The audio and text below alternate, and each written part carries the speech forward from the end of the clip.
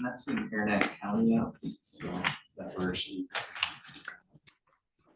That was where the last writ was for. Where she is. Your Honor, if you would allow, so yes, as of in January, our office had prepared a writ.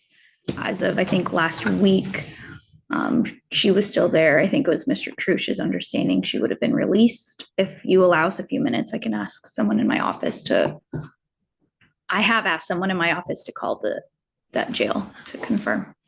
And I would just indicate Ms. Williams is here and ready to go if we wanted to address that while we sort this out. Okay, Ms. Williams, if you want to come forward. For the record, this is People versus Williams. This is file number 255381. Record should reflect Ms. Williams is present here in the courtroom. Counsel for your appearances. Yes, Dana Chady on behalf of the people. Thank you, Your Honor. Richard Trush on behalf of Ms. Williams. Mr. Trush, can you tell me the status of this file today? I can, Your Honor. We are in receipt of an offer from the prosecutor that we intend to take advantage of. That would be that if Ms. Williams pled in, and the prosecutor used the district court file numbers, but 251770 FY, that would be the file with a January date of offense. Okay. The other file will be dismissed in its entirety, as well as the enhancement on the file she's pleading to. So single count of possession of methamphetamine. Is that statement of the plea offer? Yes, and just for record purposes, the file with the issue date of January is 25-5380 FH. All right, Ms. Williams, if you have any to speak to Mr. Trush about this plea. Yes. What we said here on the record today, is that the same agreement that you spoke to him about? Yes. Is that how you want to go forward? Yes. Please, please. Do you solemnly swear or affirm the testimony you're about to give will be the truth, the whole truth, and nothing but the truth? So help you God. Yes. Ms. Williams, are you currently on any probation or parole? No. You understand that by pleading guilty to possession of methamphetamine, that is a felony that carries with it maximum possible penalty of up to 10 years and or $15,000 fine. Yes. With that in mind, what is your plea to that charge today? Guilty. Right now, you have certain rights. I'm going to go through those with you. You have the right to have a trial. You have the right to be tried by a jury. You have the right to be presumed innocent until proven guilty. You have the right to have the prosecutor prove beyond a reasonable doubt that you are guilty.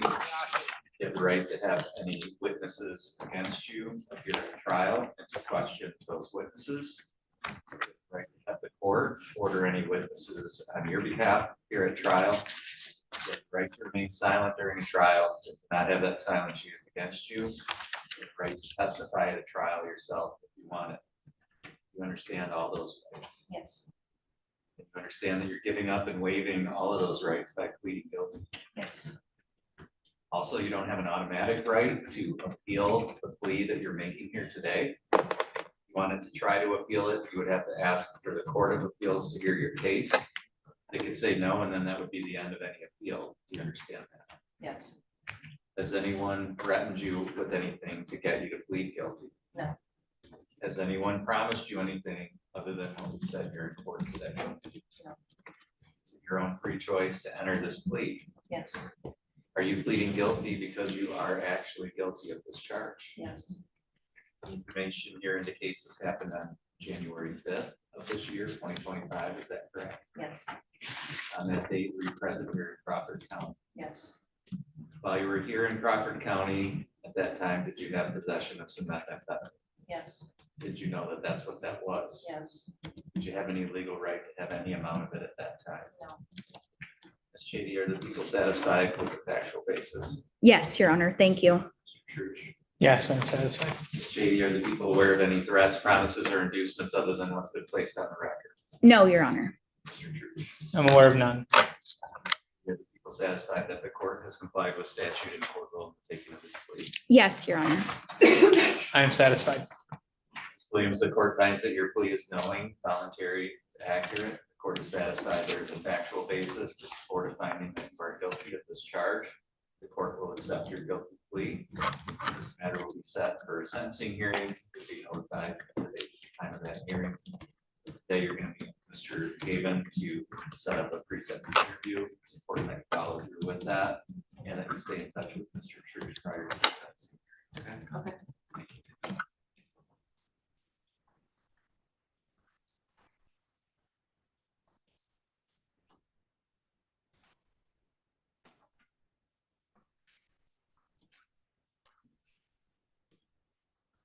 Um, Lodge or is she? She is not, I haven't seen her come in yet, but I can go check the lobby. We're ahead of schedule, so, well, let's just take a short break and then come back. Yes. Sorry, Your Honor, I was just gonna say, Ms. Hilliker was able to contact the Aranac County Jail, and it looked like Ms. Stefan was released on March 12th.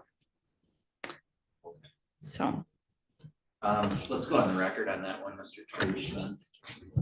So this is People versus Mallory Stefan, file number 245348. Both counsel are present here today. We've had a discussion about whether Ms. Stefan was still lodged in Aranac County. It appears based on the information people have that she was released on March 12th. Mr. Trush, can you tell me when the last contact you had? So I actually had a Zoom call with her in Aranac County Jail on the, that's Ms. Hooper. Oh, go ahead, sorry. So I had contact with Ms. Stefan on March 12th in the Aranac County Jail via Zoom. At the time I had contact with her, she had indicated to me that she'd just been sentenced in Aranac to a time served sentence and she expected to be released that day. Candidly, I expected that she would, if released, be transported to our jail since her bond was canceled, but unfortunately, that did not happen. As far as we know, she's not lodged. Okay. All right, Ms. Chady, what's the people's position? Your Honor, this is, I mean, obviously, as we know, I believe it's the final jury status conference prior to a jury trial that's currently set for April 14th. The people are prepared for that trial, and speaking with Mr. Trush, he was also prepared for that trial.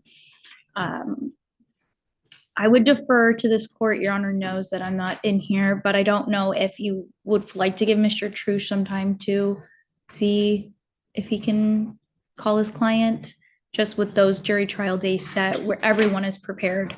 So I would defer to the court what they'd like to do. Based on your conversations with your client, does she intend to proceed to trial? She does. And I would indicate we actually are planning to utilize our second chair program.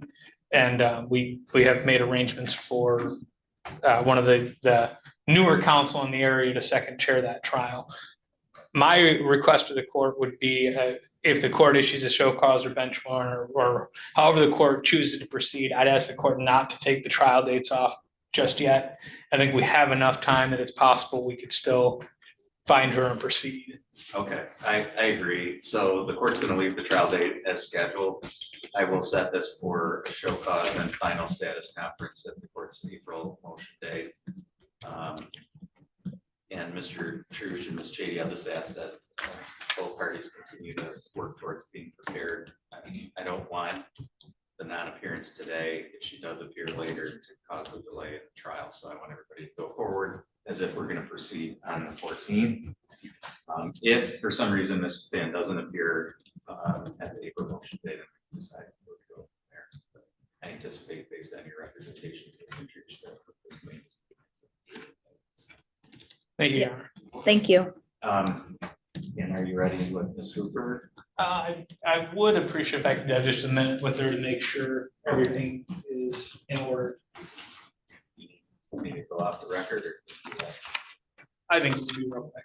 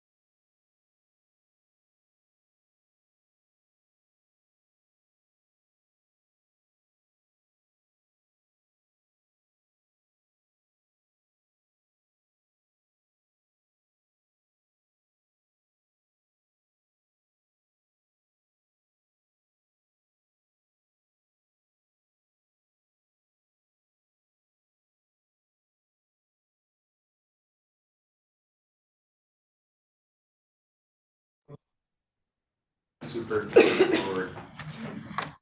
We're on the record now in Cole versus Elizabeth Hooper, case number 255374. The record should reflect Ms. Hooper's presence in the courtroom.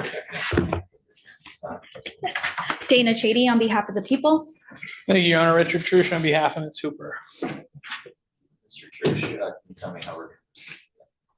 Yes, Your Honor, we do have a resolution for the court.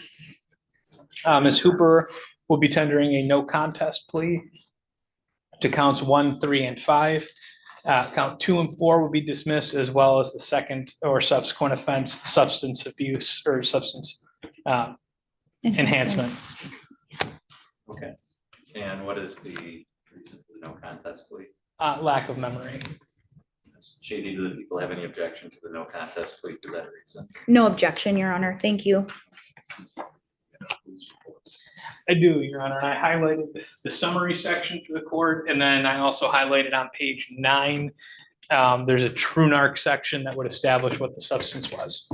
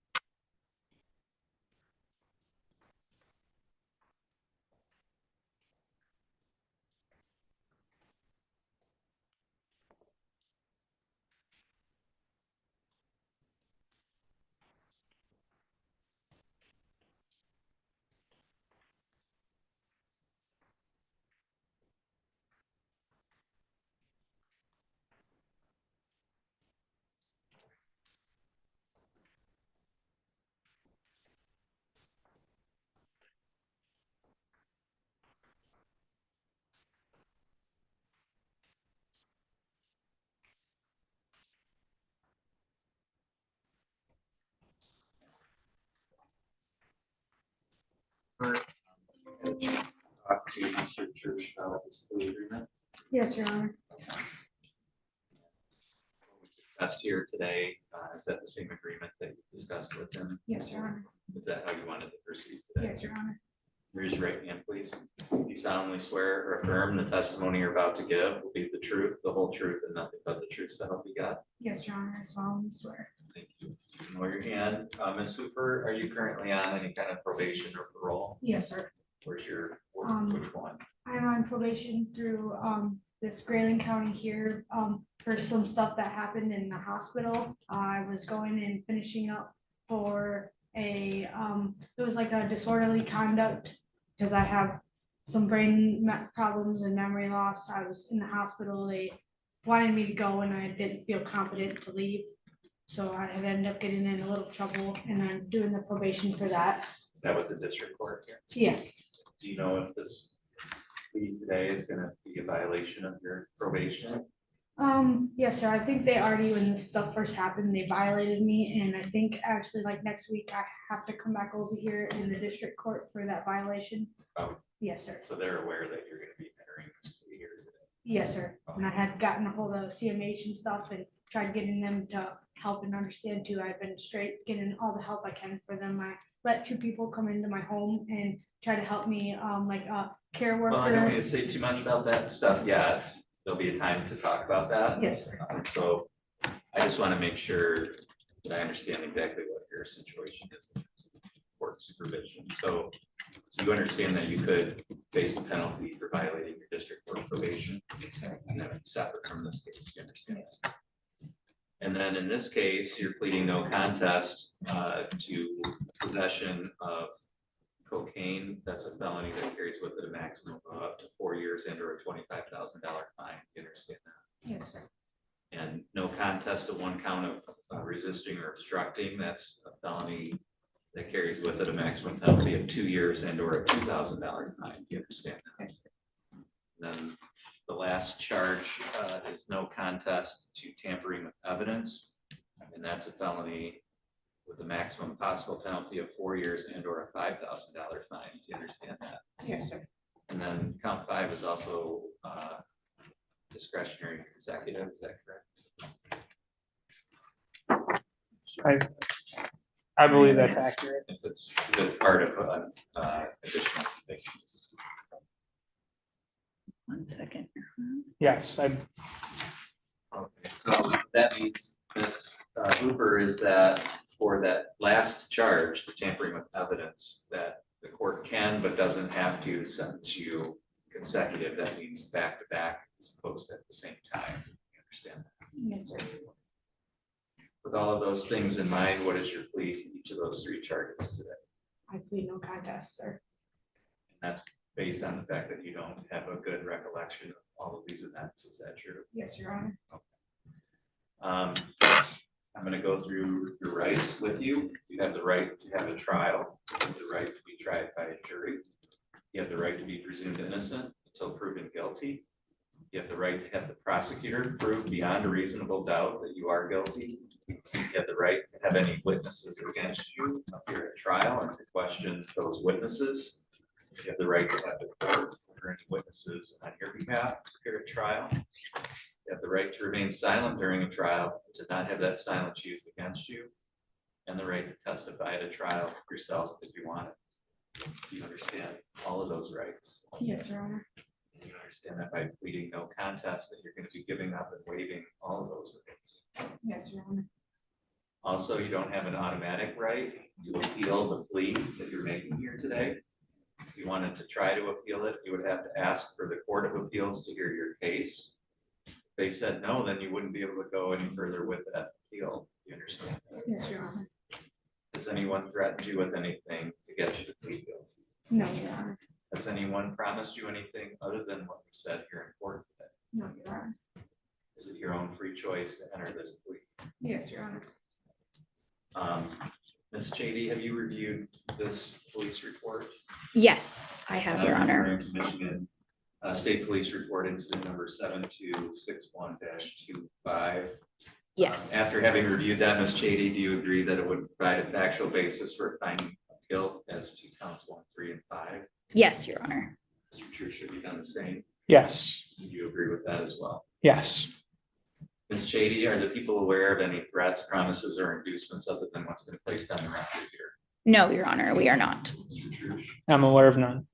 Ms. Chady, are the people satisfied that the court has complied with statute and court rule in the taking of this no contest plea? Yes, Your Honor. Mr. True. I am satisfied. Ms. Hooper, the court finds that your plea is knowing and voluntary. The court is satisfied, and I'm going to mark and admit that police report that I previously identified as Court Exhibit 1. The court is satisfied based on the information contained within Court Exhibit 1, and in particular the summary on page 9 as identified by Mr. Trush, would provide a factual basis to support a finding that Ms. Hooper is guilty of counts 1, 3, and 5. The court will accept the no contest plea. We'll set this matter for a sentencing hearing. Ms. Hooper, you'll be notified of the date and time of that hearing. Before you leave today, you're going to meet with Mr. Haven to set up a pre-sentence interview.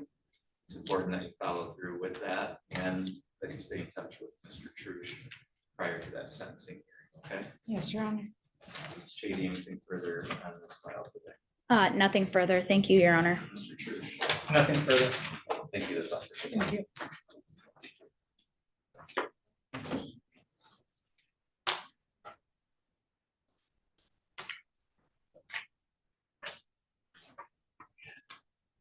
Are we ready on Mr. Marvin's case? The people are ready, Your Honor. Court calls People versus Michael Marvin, case number 245339. Mr. Marvin, if you like to come right up to the podium here.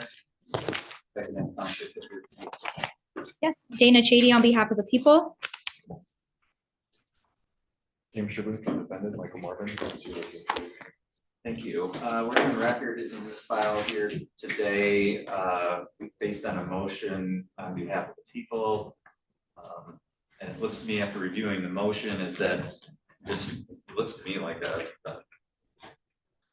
paperwork error, where a box that required Mr. Marvin to test for alcohol was not properly checked. Is that correct? That is correct, Your Honor. So the people are just requesting that the pretrial release order just be amended to include subsection G. Mr. Shervin, did you have a chance to review that motion? I did, Your Is Honor. there any objection to that change? Object to the extent that we would amend the order again to prohibit prohibit the use of alcohol and other substances, given the amount of time my client has been compliant and, been a participant in the requirements under the order. And given the purpose of the conditions to make sure my client appears as necessary and to ensure that he's not posing a harm to public. I believe both of those policy reasons would be affected if the order was modified, but just to the extent that my client could use a ankle monitoring technology of some sort, because the current PBT testing results are not consistent. There's been multiple alleged violations, and I think that's why people are asking that the current order be amended again so that they can potentially violate my client on later alleged violations of the PBT testing results. But if you look at people's exhibits 3 through 6, I believe you can see the errors that could be attributed to the technology that my client uses to do the screening through PBT. So I just think an ankle monitoring technology may be more efficient to make sure that he shows up and that he's not going to be a threat to the public. And enough to, nearly 6 months has passed since the original order, pre-trial release order. So I think, given his compliance so far, I think it would be unnecessary to continue potentially violating him, revoking his bond while he waits on trial. Okay, so you don't have a problem adding that as a condition, but you're asking to modify the mode of testing from the current EBT setup to some other type of technology, because you believe that it's resulting in false positives. I just believe amending the order again would just give basis to violate my client on bond conditions, which would be unnecessary given the reason for it, just being making sure that he shows up again for his any pre-trial appearances and that he's not going to pose a threat to the public, which I think he's shown over the course of now 6 months. So I don't understand what is your position on that exactly. They're asking the court to add condition G, I think it is, which requires Yes. testing. So subsection G would be that to not use alcohol, marijuana, or controlled substance. H is the requirement for testing. H is currently checked off. That is what Mr. Marvin is doing with the device and what is included in reports in our attachments.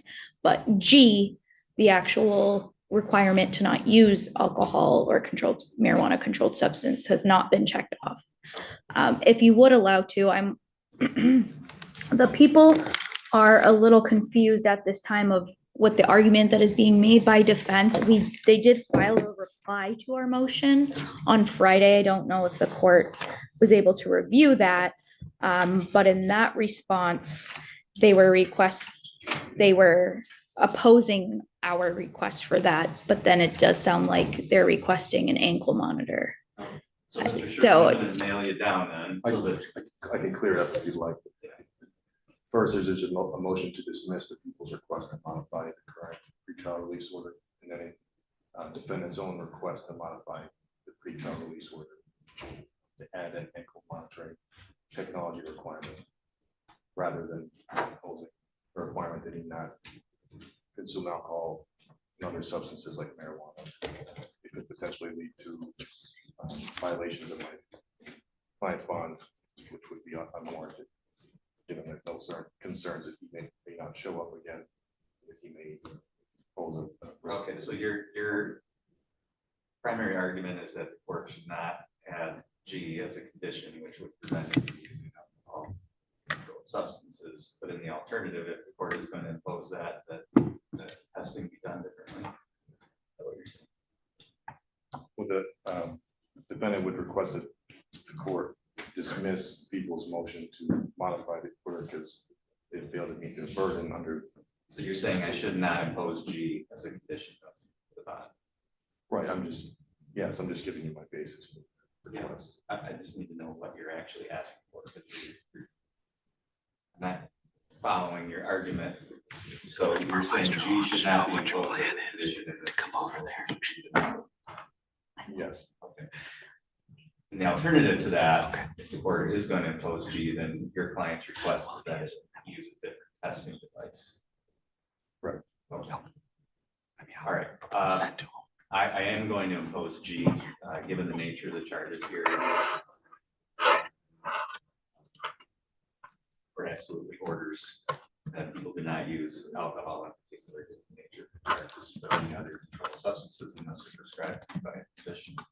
It's a very standard condition of bond in a case like this. With these charges, I think it's absolutely necessary for the protection of public safety that you're not using alcohol and other substances while you're on bond. So I think there is justification at G as a condition, and the court will grant the motion to that extent. In terms of the mode of testing, it's shady to the people taking condition on defense's request to switch to an ankle monitor.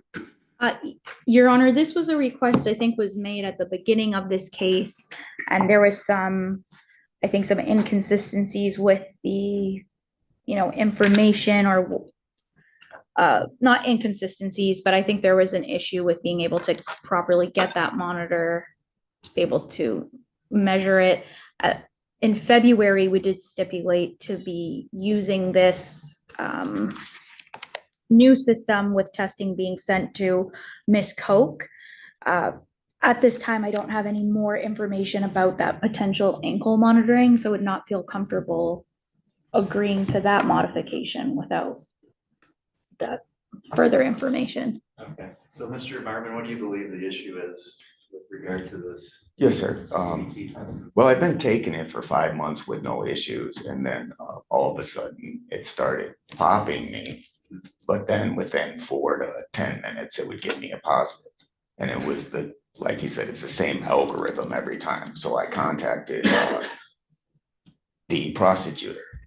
And this was kind of a big issue. It was kind of a conflict of interest for both me and her. The judge before, not you, but the one prior, before we got bonded over, set her to be in charge of my monitoring system. And when I got a lawyer, she couldn't talk to me. And I was asking her, like, what can I do? What can I do? For the last month. And I've gotten 0 response. And I was told not to contact her. So I felt like I was in an issue that I couldn't solve.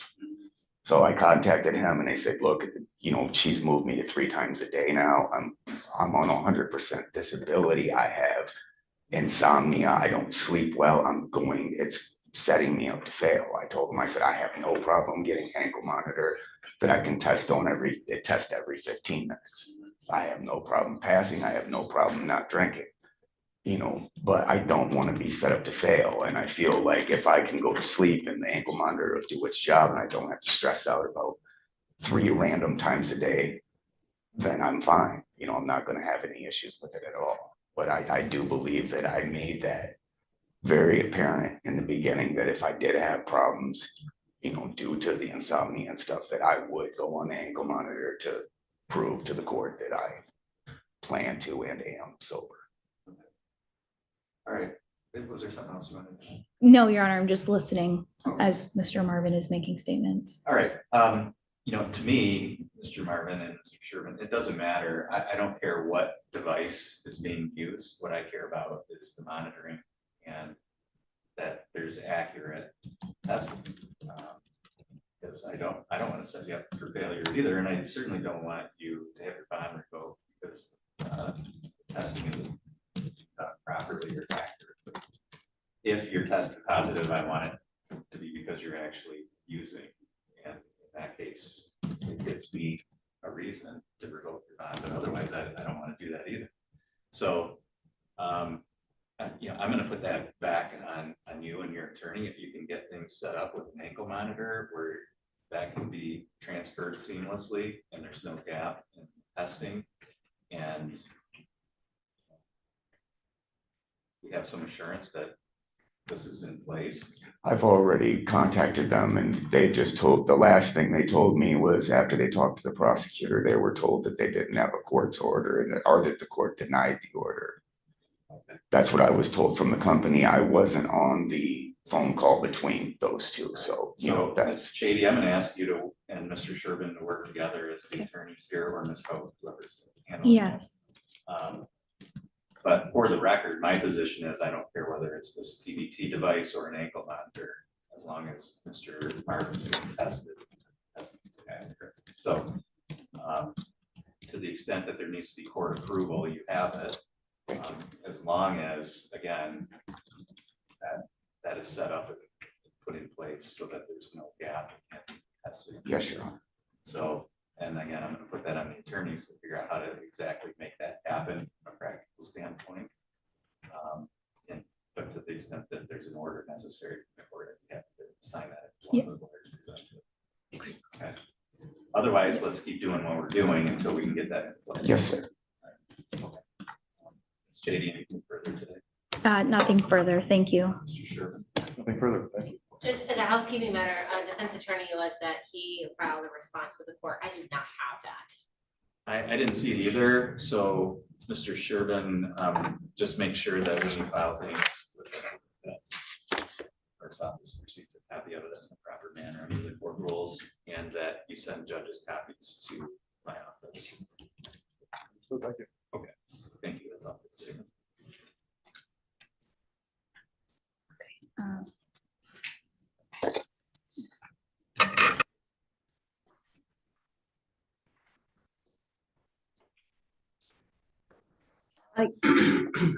Oh, I'm sorry, go ahead. I'm sorry, Your Honor. As I'm the only prosecutor today, there is a hearing that's in district court right now that was set for 2. So I was going to suggest if we wait till the scheduled time for Sure, Ms. Hanson, I can go there and return. Thank you. we'll take a short recess, we'll come back on the record at 15 or soon after is. Thank you, Your Honor. Thank you, Judge.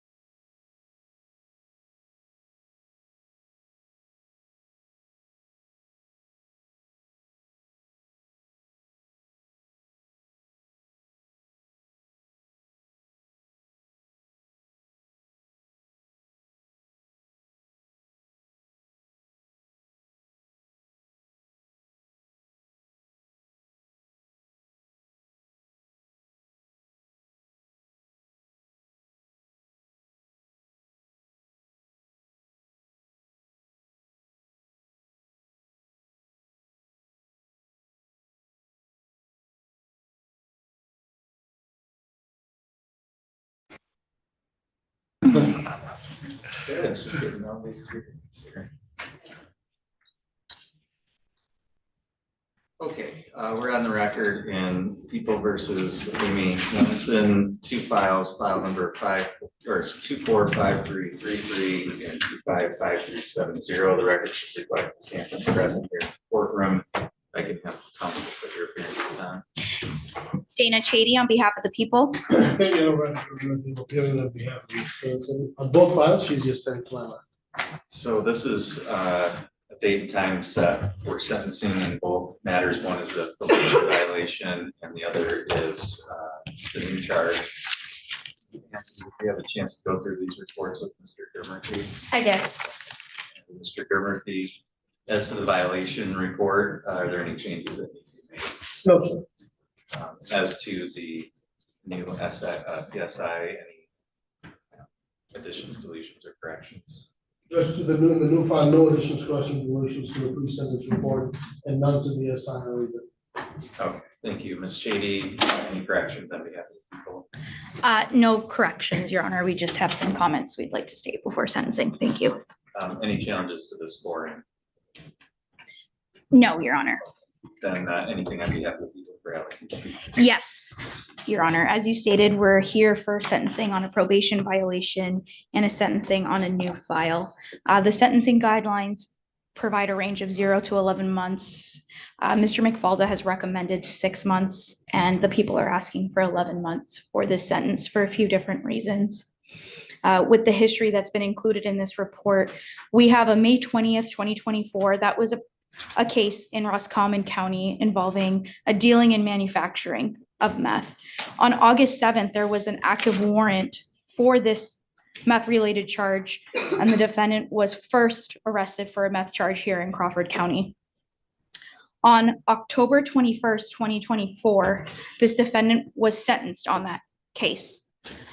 She was sentenced to 90 days jail held in abeyance and probation for 2 years, no additional jail, and a 7411. At that time, this court gave the defendant all of the breaks that the law could give to someone with that type of charge. And on December 21st, 2024, 2 months after that sentence, there was this new charge that we are being sentenced here today. I think in the last few months, the court has given Ms. Hanson all of those opportunities that the law provides. And I think it's clear that she did not consider any of those options the court gave her by 2 months later violating again with more meth. Obviously, we're here. There was a plea done in both of these interactions, but I think her conduct shows just a clear disregard, obviously, for the law, but even the breaks that the court has given her and the opportunities to be successful. We would also be asking that in the underlying file that the 7411 deferral program is revoked. It can be revoked under the subsection upon a violation of a term or condition, and that the court may enter an adjudication of guilt. So that's what we would be asking. Thank you. Well, a couple of things that I like. Well, the last comment matter was the first file that was charged, so shouldn't have any bearing on both the probation violation and the new offense that she picked up. They both, the last comment precedes both of those. Not to, again, and I say that because I think the Shady had it wrong. The Shady's currently pending, has charges that are pending at the last comment. They're already pending prior to these offenses. The new charge Ms. Hanson ended up picking up was because of some methamphetamine in her coat pocket. Ms. Hanson was reporting to probation. She was not using, she did not use. And the issue was there was some old drugs that she had in her coat that was just there. Suddenly it's her coat, it was her drugs. She admitted that it was hers, it's more than constructive possession. But again, she didn't go through those to clean out her belongings and her possessions. And perhaps that's the blame she should take on herself, and she does do that. But it is again important for the court to also know that it wasn't as though she was not following the terms of probation or using, because she did test clean and she was complying with the terms.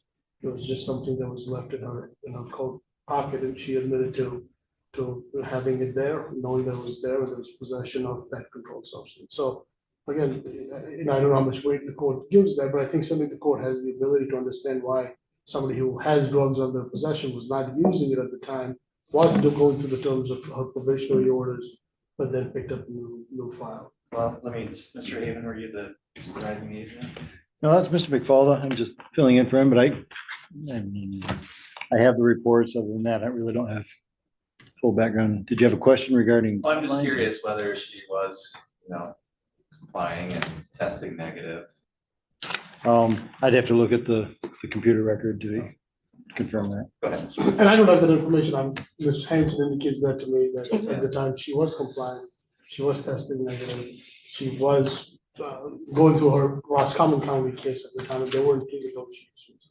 And this came up. And again, looking at the history of the file, she pled right away because she admitted that the drugs were there, it was in her coat pocket, and she knew it was there. She should have done a better job getting rid of things that she knew may or may not have been there. And that's what drug addicts do. They have their drugs in all different parts. So I wanted to just highlight that for the court that I don't know if I can believe that somebody just misplaces methamphetamine. I think that's a pretty precious substance to the people that are using that. and I don't want to say that she misplaced it. She just never checked. Or forgot about it.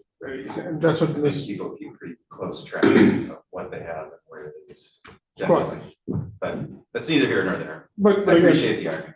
but I think the takeaway is, at least I don't have anything at the time showing when she was arrested that she was using or came, to report to probation under the influence, came to court at the time under the influence, was in jail under the influence. I just don't have that. So I have to believe what Ms. Hanson tells me. I can't confront her that, hey, you found drugs in your pocket and, here you are using it. I don't have that missing piece. What I have is it was found in her pocket, she was arrested, and she was clean when she was taken in. So, and that's the reason why I asked that the court follow the recommendation. I don't think the top of the guidelines with that scenario makes sense. What makes sense is 6 months in jail. She is going to get sentenced in Roscommon. My understanding is with Roscommon, she's going to have a concurrent sentence that would be concurrent with this matter. And certainly the court, the recommendation is to revoke her 7411 status. Ms. Hanson understands those ramifications. She's not going to have 2 felony convictions, a low severity and a high severity felony on a record. And this was somebody that picked up these 2 felonies in a fairly short amount of time. So she knows that the seriousness of where she is, but she still indicates with all of these issues that have come up, she intends to maintain sobriety, continue with a path of sober living, continue with being sober and not use drugs. And I want to believe Ms. Hanson because of, again, some of the history of when she was on probation. I didn't have that, negative screens that were, or positive screens. I believe being told that there were screens that were negative and they were not impacting her use. So I think those are some steps that Ms. Hanson at least initially took. So I would ask you to follow up. Ms. Hanson, anything? I just take full responsibility, and I apologize to my family. All right, so I read through all the reports. I'm familiar with what happened here. I was familiar with your case previously from the probation, and just in that way, we were hoping that things would go. Things went on track after the last sentencing.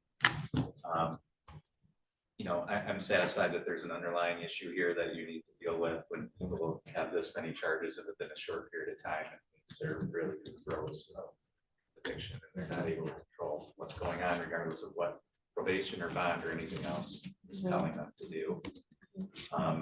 And I don't know about the stuff that was in your pocket. It's hard for me to believe that somebody is using them addicted to meth and just misplace any amount of it. Like I said, I think most of the time people are pretty closely guarded about that and where they have it and how much they have because they need to use it.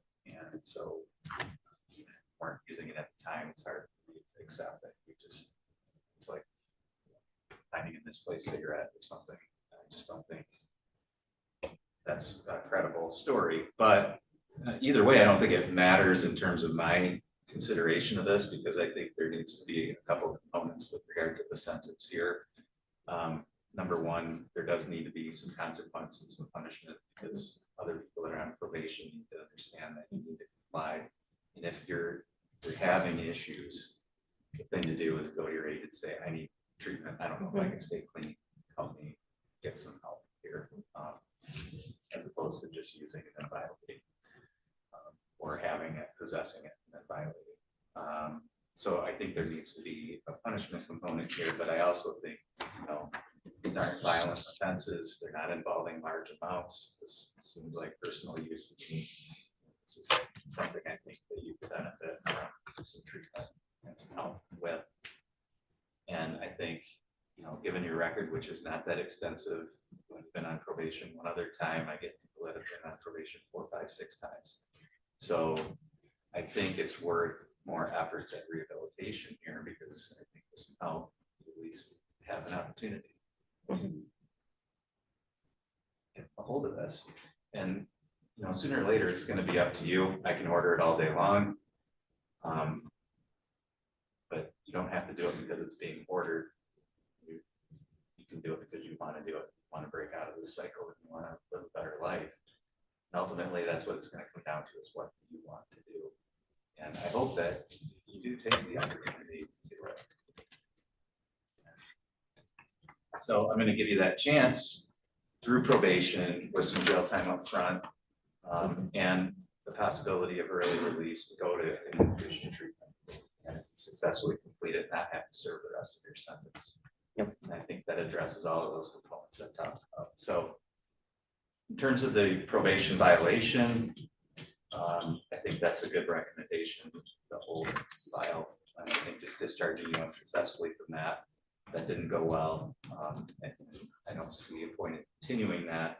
So the court is going to discharge you unsuccessfully from your probation. That is file number 245333. The court is going to order that you serve 88 days of jail with credit for 88 days served. Again, discharged unsuccessfully with the 7411 revoked. All fines and costs that remain to be preserved in that file. With regard to the new file, the court is going to place you on probation for a period of 24 months. Again, the court's going to order as all the conditions of that probation, all the terms and conditions listed in this report. The court is going to order that you serve 6 months in the Crawford County Jail on that file with credit for 86 days served. The court will, after the first 3 months of that, the court would allow you to be released to an inpatient treatment program. You would receive day-for-day credit if you successfully complete that program, and the court would suspend any remaining jail time after you were successfully released from treatment. If you leave to go to treatment and you don't successfully complete it, then you won't receive any jail credit, and you'll be returned to jail to finish serving that sentence. The court in that file will order $130 state cost, crime victims assessment. I'm sorry, $130 crime victims assessment, $125 court cost, attorney fees of $350, $68 state cost, and supervision fee of $30 per month while you're on probation. You have the ability to appeal both of these sentences. Mr. Murphy, you have the appellate rights for. I do, Judge. I did go over those with her. She has signed and acknowledged receipt. Ms. Hanson has a copy of her paperwork. Ms. Hanson, those papers will explain to you how to appeal. Ms. Shady, anything further that we need to address for the record on this file? Either of these files. Nothing further. Thank you, Your Honor. Mr. Murphy, No, sir. Thank you. Ms. Hanson, good luck to you going forward. Thank you, sir. Good luck. Take care, okay? Good luck.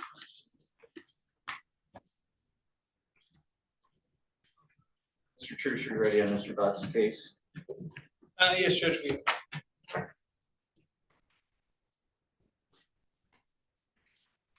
Record in People versus William Butts, file number 204727 and 14739. The record should reflect Mr. Butts is present here in the courtroom today.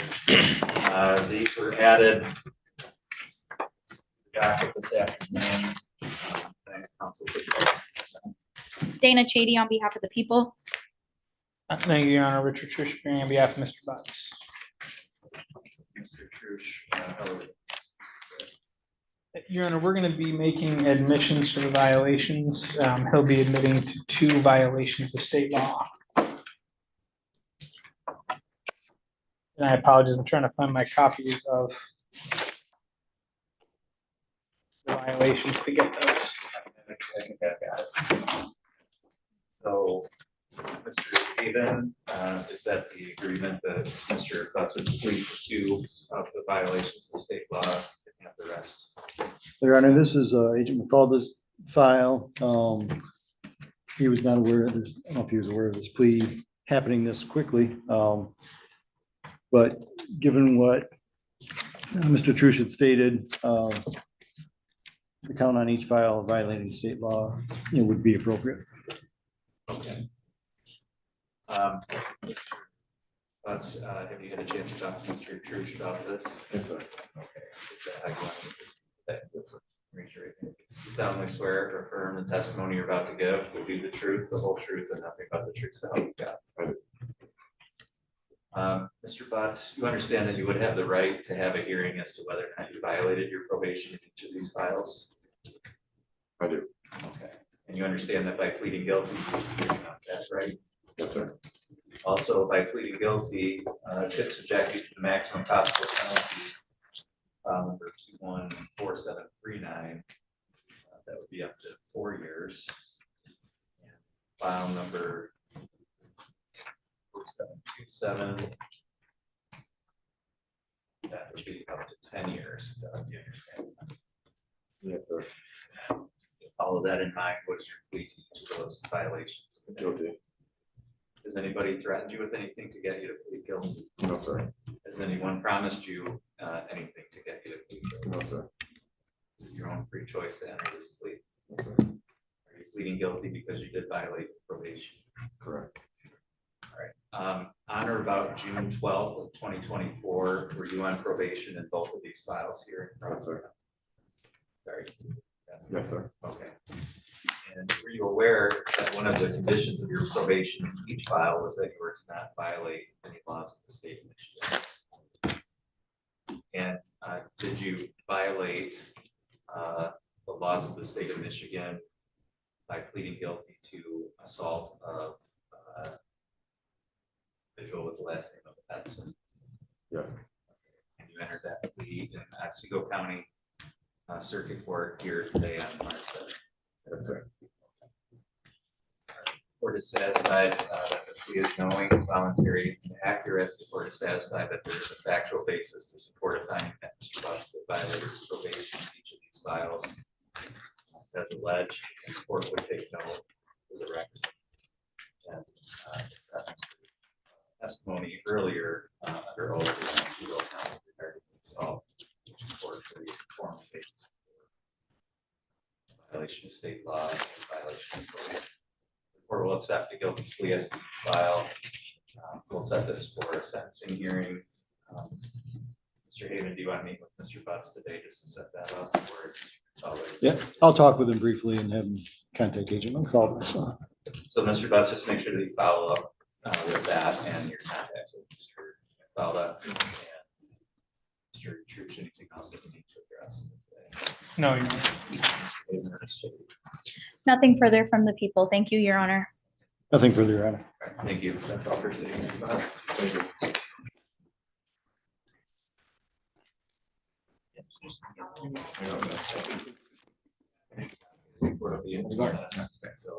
So, So, Mike will do a quick report.